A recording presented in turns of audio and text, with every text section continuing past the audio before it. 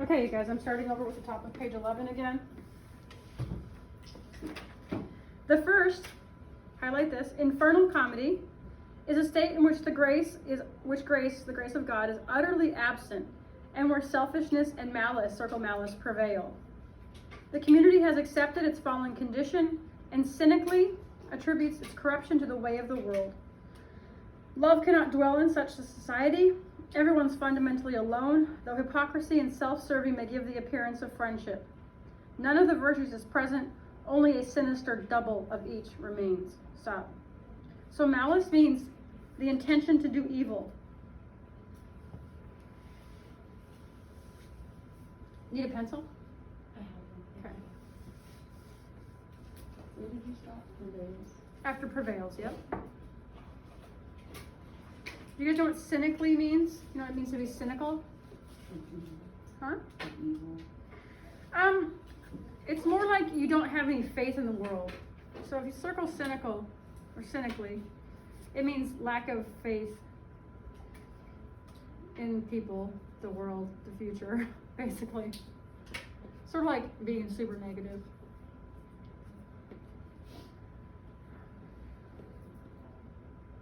The style of comedy portraying this darkness may be light and witty, nevertheless grotesque, circle that, and bestial, circle that, forces are not far underneath its surface, and may in some comedies be openly present, testifying to the deformation of forms and the hideousness of the soul when it attempts to establish itself as autonomous, circle that.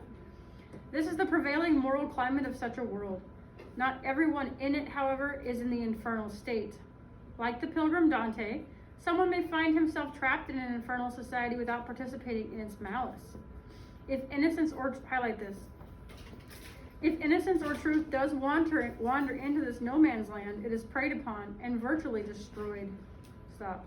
I use the word virtually because the real destruction of tragedy is alien to the comic muse. In this totally fallen world, her, highlight, humanely malign light, stop, to use George Meredith's phrase, is grantedly merciless, but stops short of evoking pity or terror.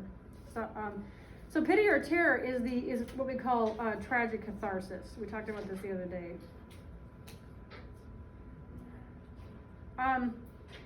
So if we were to describe infernal comedy, we have no grace. Like basically God is not there.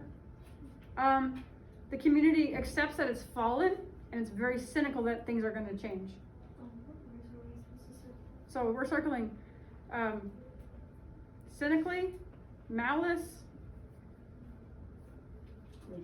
grotesque, bestial, autonomous.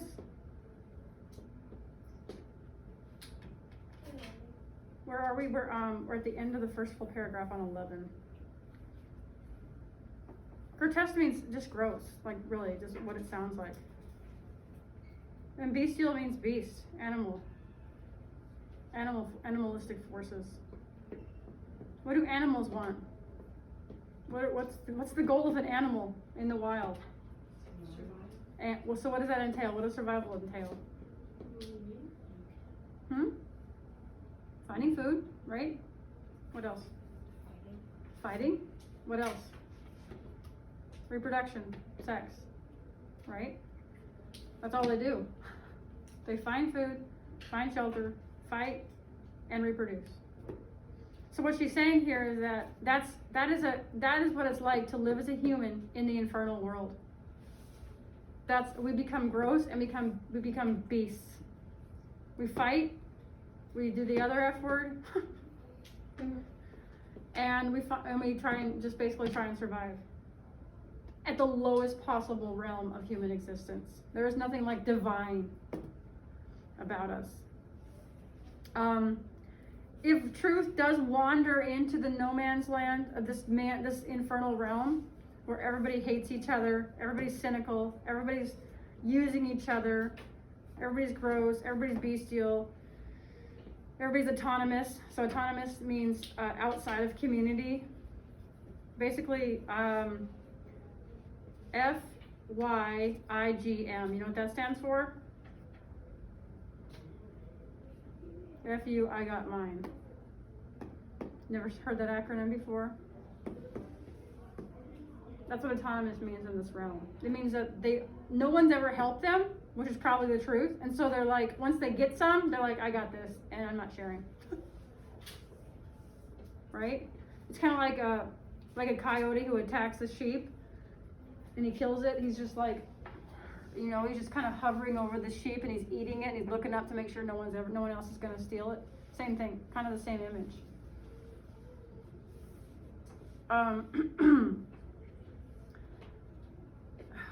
Do you guys understand what that means, online people? That how disgusting the infernal realm is? Okay. And there's no mercy in the infernal realm. It doesn't, but it's not tragedy because the comic hero is still alive. There's no catharsis. It just keeps going. It's just this horrible day keeps going. All right, I'll move on to the next paragraph. We're going to talk about the pretty girl. So the pretty girl is what we call it. She's in quotes because if you'll put pretty girl in the next line in quotes, she's a motif. You guys know what a motif is? She's basically a symbol, and she runs all through each realm of comedy. So you have in the infernal realm, as she's going to say, the pretty girl is victimized, and then we're going to find out what happens to her in the other realms as well. So highlight this. In the infernal state, the quote, pretty girl, it's not in quotes there, but I want you to put it in quotes, who is one of the chief identifying marks of comedy, is either absent or, if she does enter the boundaries of this dark region, she's victimized. Keep highlighting. Lust, avarice, circle avarice, hypocrisy, and treachery are vices most prevalent in this doleful city. Circle all those words. Avarice, treachery, prevalent, doleful. I'll have to come back to them later. Irony and wit govern the utterance of its characters. Are we still highlighting? Yes, sorry. The intellect is supreme in its own self-love. The body is debased, circle that, ill, deformed, or totally ignored in favor of abstract and over-systemic rationality. Stop. Natural pleasure, such as feasting or lovemaking, is diseased or distorted. The comic hero, whom Cedric Whitman in his study of Aristophanes characterizes as a poneros, circle poneros, and then highlight the rogue who puts survival above all else, and whose inventiveness is constantly turned to that end, survival, becomes in this realm really wicked, like Mosca or Tartuffe, or naughty like Face or Mac. Stop. Okay, let's go back to the. I can't use my phone. I don't really want to. I don't really want to do the. I want to just read because I'm online. I'm on the video, so I don't really want to do all of the definitions right now, but I'll come back to them later, okay? Just know that it's really bad. Avarice means cheating people. Hypocrisy, you know what hypocrisy means, right? Mm-hmm. Treachery means things are very dangerous. Prevalent means always, and doleful means sad, basically. What does it mean when we say the pretty girl is victimized? Don't be shy. What's it mean? She's abused. Lots of times sexually. Because she's pretty. And just what you know so far. Can we handle beauty in the infernal realm? No. Why not? Excuse me? Because we're animals. Animals don't care about beauty. They care about their base. They care about their base needs. Who's talking in my ear?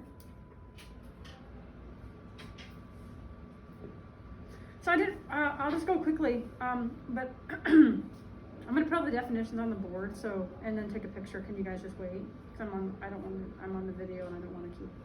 Basically, avarice is, what did I say avarice was, you guys? Mm-hmm. Cheating, but it's worse than that. I'll have to define it later. You know what hypocrisy is? Treachery is when things are dangerous. Prevalent means always. Doleful means sad.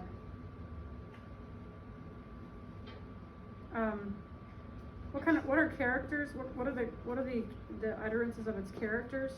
Irony and wit, snarky, always ironic, never serious. Right? Why can't you ever be serious in this? Because if you're serious, people will think that you're extra and they'll abuse you. Right? Even if you're serious about things that need to be taken seriously. Like, I really hate when people joke about the virus. I mean, we can talk about it a little bit in a joking way and laugh about it, but if you like mock someone for wearing a mask or something, it's like, yeah, my uncle died last week of the virus. You just, right? So things that should be taken seriously aren't taken seriously in this kind of place. The body is debased, which means taken to its lowest level. That's what we're base, right? Taken to its base level. It's ill, it's deformed, totally ignored.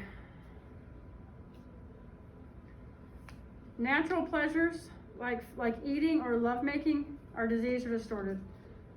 What does that look like?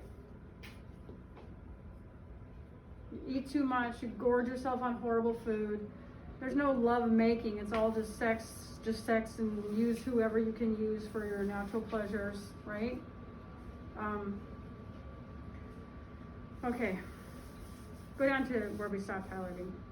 If he, the rogue, is good-hearted, he's either willing to compromise with the world, like those guys, or he finds escape as quickly as possible, like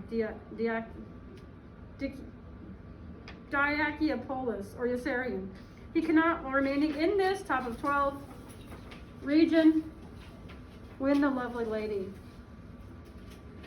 Highlight, for marriage, ordinarily the goal of all comedy and its chief good is maligned, circle that, in dark comedy. Stop. Old husbands tyrannize young wives. Spouses are unfaithful. Maidens are linked by opportunism and unsuitable mates. Society has allowed its codes to degenerate to the falsest of conventions. Okay, so most comedies end in a marriage, but that can still happen. It can still end marriage here, but you have old men marrying young women, or you have gold diggers looking for old men. That's what she means here by maidens are linked by opportunism, aka gold digging. And society has allowed its moral codes to degenerate to the falsest of conventions. So basically what that means is it takes the wrong things seriously.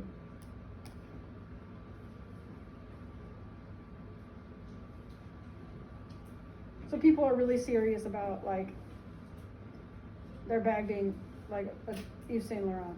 All right, that's really serious. They're more serious about like the name brand of their handbag versus like the state of their neighbor's children and the fact that they're not eating. Something like that, right? Materialistic, for sure. Like that is definitely a mark of infernal comedy. Maligned, I had you circle that word. Well, aligned, right, means straight is like together. So maligned would be apart. So basically, marriage and the goal of a good marriage is maligned. So marriages are there, yes, but they're not for the right reasons. They're not for love because there is no love. Highlight this. Deception and disguise, characterizing marks of comedy, are used in the infernal society for the purpose of gaining advantage, usually to the harm of others. Stop. So, there is deception and there is disguise in all comedy. Sometimes it's kind of funny. However, in dark comedy, infernal comedy, this is to harm people, to deceive people into buying something they can't afford, or doing something they shouldn't because you're gonna be able to benefit from it, right? Even the guardians, those figures of disinterested benevolence kind of means godlike,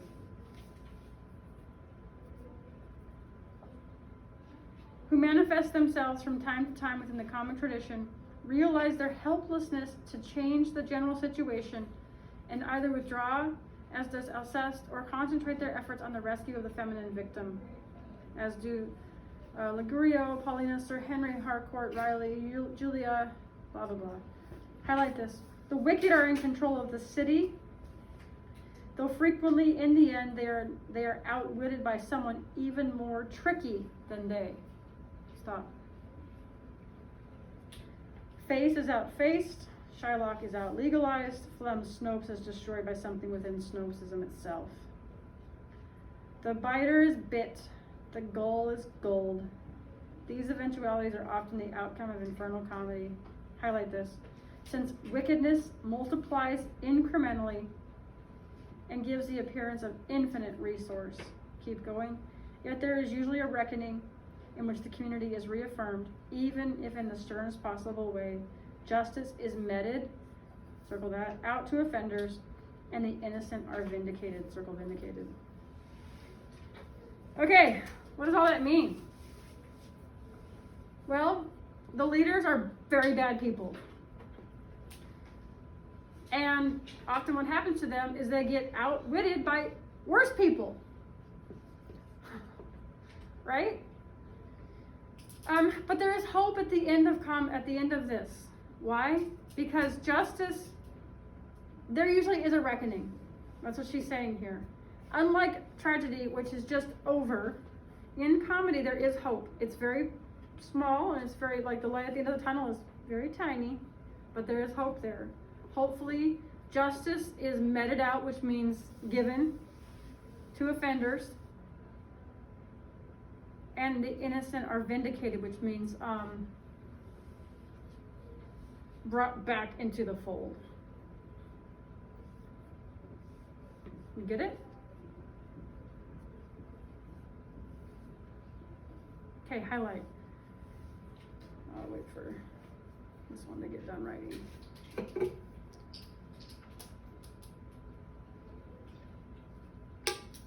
Highlight this. This is the realm of dirty dirty jokes, harmful trickery, of cruel deceit. Keep going. The Greeks were only imperfectly aware of it as a human possibility. The Old Testament portrays it but seldom, for it is less a world of sin than of abomination. Circle that word. Stop. Sodom and Gomorrah, the false prophets in Pharaoh's court, Jezebel, the Tower of Babel. But the medieval world, fully aware of its, meaning that dirt jokes, trickery, deceit, implications founded in daily experience. Chaucer's partner and his friar inhabit this world, as do the characters in the Miller's and the Merchant's Tale. Okay, so then she goes on to give all these examples. Go to the next page, 13.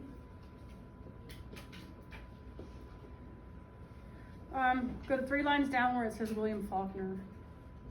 See where I'm at? William Faulkner, as one can judge from his early drafts of the Snopes saga, gradually turned from tragedy to comedy in conceiving his trilogy over the years. Coming to see, highlight this, the evil engulfing the human enterprise as contemptible and ultimately defeatable. Stop. In other words, if we work hard enough, we can get ourselves out of the infernal realm.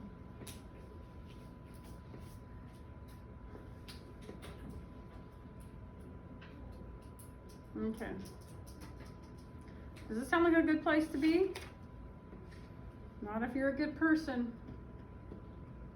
If you have any kind of love in your heart, if you have any kind of hope for humanity, this is a horrible place for you. However, the hope is that it can change if like-minded people come together and work hard to defeat this kind of malevolent, this kind of badness. I have gone into this first stage at such length because it is the most misunderstood mode of comedy, least considered in any comic theory. Highlight this. In practical criticism, it is frequently confused with tragedy, or considered to be kind of a tragi-comedy, and often interpreted as nihilistic, circle that word, when on the contrary, at least traditionally, it has been the most severely moral of all of the guises of comedy. Stop. The other two comic worlds, the Purgatorial and Paradisal, are less misconstrued, circle that, since they more naturally tend toward the happy frame of mind, to use Hegel's phrase, that is ordinarily associated with the comic. In fact, many theories of comedy are based almost entirely on the second or the Purgatorial stage, and thus fail to take into account the entire comedic scope. Okay, nihilistic. It means to sink into a pit of oneself.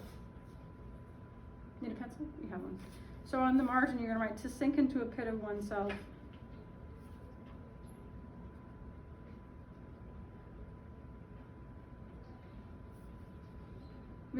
Guises means kinds.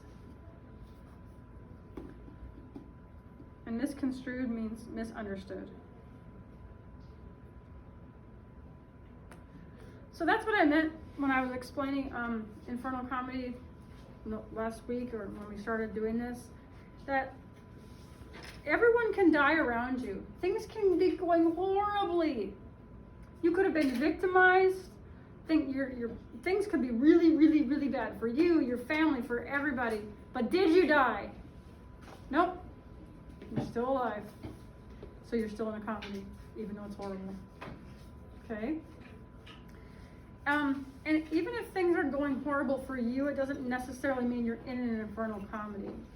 You have to look at the society around you, and we're going to actually do this after we learn about purgatorial comedy, which is the next stage. And we need to decide where we're at as a society, because we know we're in a comedy because we haven't died. We need to take some of these frames and apply them to our modern world and see where we're at. What you guys think? I'm gonna stop there or keep going? Do you have a lot of questions? You guys have a lot of questions about this?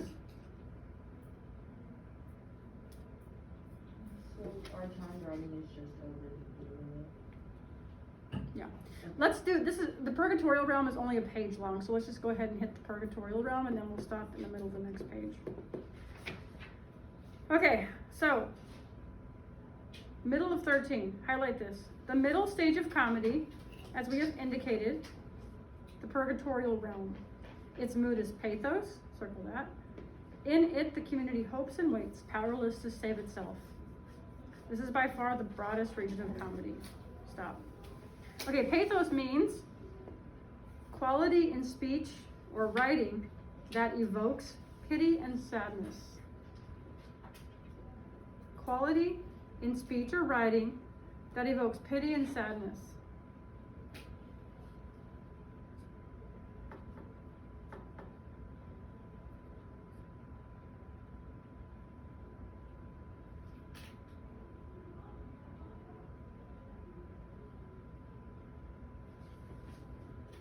Okay.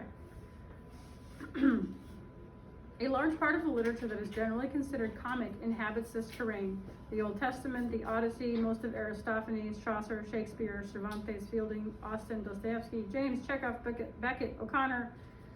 Highlight this. In it, meaning purgatorial comedy, people, though lost and in need of delivery from something outside themselves, are not really wicked. Keep going. Neither are they positively good, but most of the characters in this kind of world do the best they can and patiently endure. Keep going. Imperfection and weakness, rather than malice and evil, are the obstacles to happiness in this realm of middle comedy. Keep going. The girl is yearned for, though not to be possessed, and deception and disguise are undertaken to make bad situations work out better. Keep going. Time, in this realm, stretches out its lengthy wait, but time is benevolent, circle that, and will eventually permit things to be healed. Actually, keep going. In the realm of space too, this middle region has a greater largesse, circle that. This is the stage in which the second world of comedy accomplishes its effects most beneficently, circle that. So let me stop for definitions. So, benevolent again means godlike. Time is godlike. In other words, time kind of stops for you time kind of slows down so that you can have a better day tomorrow. Like, If you have a bad day today, you can go home, if you're not in an infernal comedy. If your home is not infernal. You can go home and you can kind of like take a shower and relax and wake up the next day and have a better day, right? So that's what we mean by that. It's time stretches out. It's episodic. We talked about episodic yesterday or the other day. In other words, things happen in episodes, like an episode of Friends. Largesse means generosity and grace.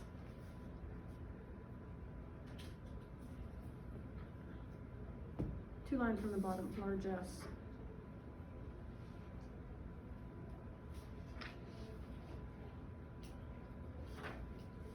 Beneficent basically means that things work out.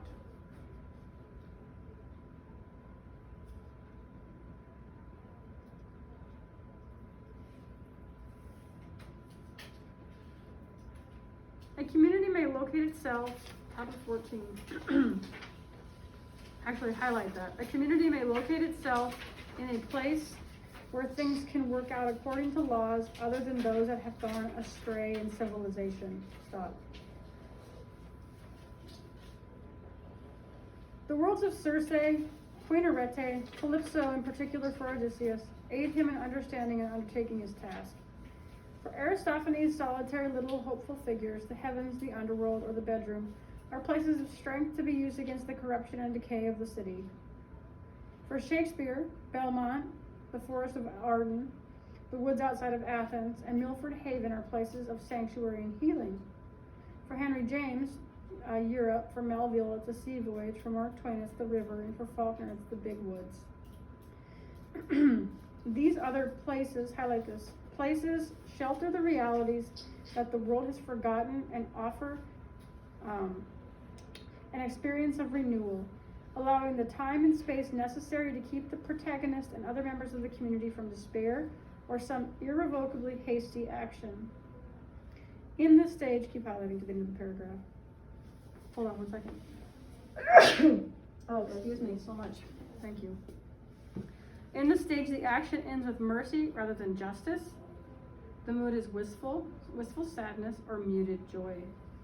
In it, love is beginning to be apprehended, if not as the power that moves the sun and the stars, like at the end of the Dante, then at least as that which can change and modify human existence. Okay, so I want you to write in the margins next to the last, what you just highlighted, green space. Green space. 2 words.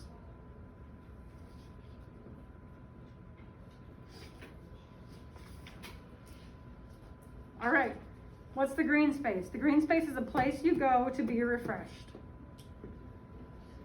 where the grass is green and the girls are pretty. Whenever you see anything in a comedy or a poem with the word green, whether literally or metaphorically, it means that that's a place of escape. So there's tricks in English, by the way. There's certain tricks. When you're in poetry, you find the death and you find the tension. If you can find a green space, it means that there's a place of reprieve. Why do you think we have public parks? Like, you literally have to go to a green space to change, to kind of get a refresher. And in all of these works that we've read about up here in the top of 14, there's always a green space. We're about to read Midsummer Night's Dream, where all of the change to the characters happens in the forest outside of the city. If you go back to page 13, in the margin, I just want you to write, like next to that section of purgatorial comedy, being human in purgatorial comedy. Just put this, being human is the chief obstacle to happiness.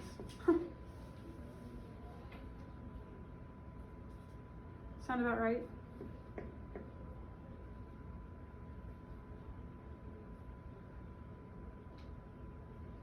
Because as she says, people aren't bad, but they're not good. They're just human. Sometimes they do really good things, and the next day they can be a poopy head. You're not looking to hurt people. Sometimes you do.